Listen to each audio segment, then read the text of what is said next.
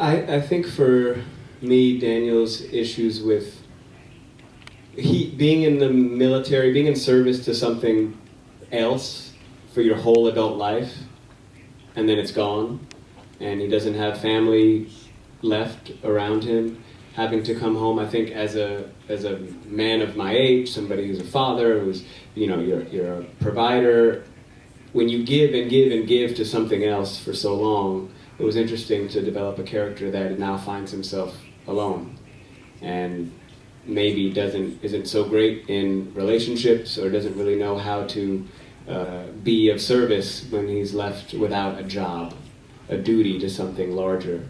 And so I think it's kind of a good way to have another example of a man who doesn't have it all figured out, and maybe isn't the best at everything. Personally, he knows what he's doing in terms of military. He can solve other people's problems. Amanda's character asks him, I think in episode 1, you know, you solve other people's problems, but what about your own? And he says, well, I'll get to mine eventually.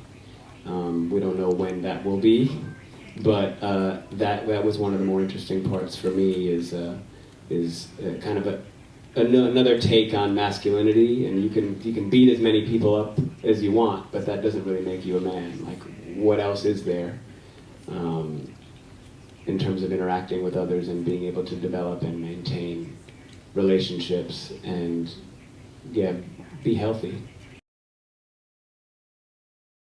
Maybe like I tend to mumble, so sometimes I might do like a vocal exercise or something just so that I can be understood.